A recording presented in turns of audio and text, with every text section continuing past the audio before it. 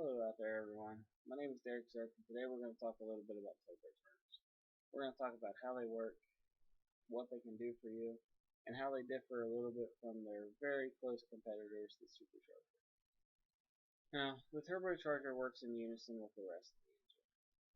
The engine is comprised of a few major components: the crankshaft, the connecting rod, the piston, the cylinders, and the valve train, which isn't really pictured, but we'll just imagine it's there for today's purpose.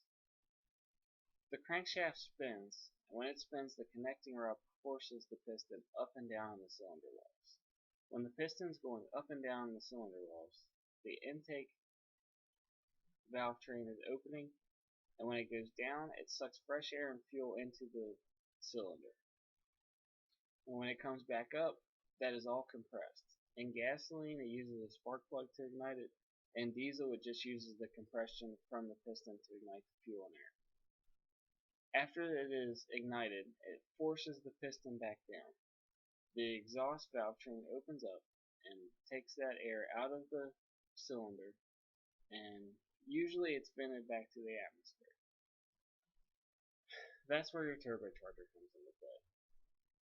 This air, instead of being vented through the exhaust system to the atmosphere, is rerouted up and over and into your turbocharger, which is pictured here. The turbocharger is composed of two different pieces that are all connected together. This is your turbine wheel, which is what your exhaust gas spins. Now, as the exhaust gas spins it, the air is forced out, and the exhaust will be connected to this piece here, and it'll vent back to the atmosphere just in like a normal application after that. But this wheel turns and is connected by this shaft to the compressor wheel. And as this compressor wheel spins, it sucks fresh air from the outside into the compressor wheel and forces it back into your engine. In this diagram, it has an intercooler pictured. An intercooler is not a necessary piece of equipment for a turbocharged system, but it is a very common piece, and I'll go over it a bit in a minute. As your fresh air comes back into the engine, and it mixes with the fuel again, and it's just basically reused. All you're doing is recycling your gas to force fresh air back into the engine. It's a really simple design. It's a really smart design because you can not only boost your fuel economy, but you can also boost your power. And turbochargers can be used in so many applications. You're able to actually mount a turbocharger anywhere you want. So if you're looking to do racing and you don't want people to know that you have a turbocharger, you can actually hide them, minus the piping, which can be seen. But you can actually hide the turbocharger, and some people might not even know it's there. Now, we'll get back to the intercooler now. The intercooler is just like the radiator for the engine of your car. It allows this air to come in and expand, and it forces fresh air through it, just allowing it to cool down a little bit. Cool air actually atomizes better and mixes with the fuel better, so it burns cleaner, and you don't get as much wasted fuel going out your exhaust. That's pretty much it for the turbocharger. All turbochargers are basically the same principle. The only difference would be the type of bearings that they're composed of inside for the shaft. Other than that, they're all about the same. The bearings don't really have too much effect on performance. When most people talk about the bearings of the turbos, they're looking more for the life of the turbo versus the performance. Now, there is a supercharger on the market that is just this half of the turbocharger, and instead of using your exhaust gas, it uses a belt. The advantages to the turbo over the supercharger is the supercharger has to be turned by a belt, which is turned by the engine.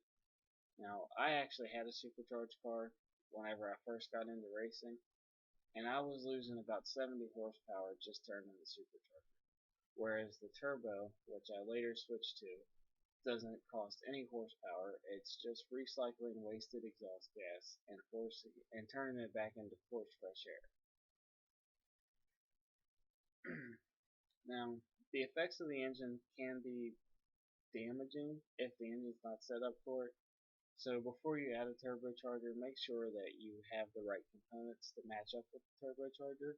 If not, you're going to cost yourself a lot of money and damages done to the inside of your engine. Now, some people ask about older cars. There are modifications you can make. They actually have carburetors now that are called blow-through carburetors. And all that does is it runs the air through the carburetor and into the engine instead of through the fuel injection and valve train. It's really no different. It's just it's routed differently through the engine, but it still works the same exact way. Now, I got this diagram off of it's explainthatstuff.com, and they had a lot of good information on how turbochargers work. And if you're interested in going into more details, you can check out that website. And if you're interested in an older application with the carburetor, you can go to itstillruns.com. They go into great detail of how you can set your older car up to run a turbocharger. Now, if you're looking for fuel economy, you're going to want to run low pressure through your turbo. And all that does is it allows you to burn your fuel with 100%, well, not 100%, but with very high efficiency, so you're not wasting any fuel. And if you want power, you want a big pressure number out of your turbo. That way you can force as much air and fuel in to the cylinder as possible to burn to get that big power number.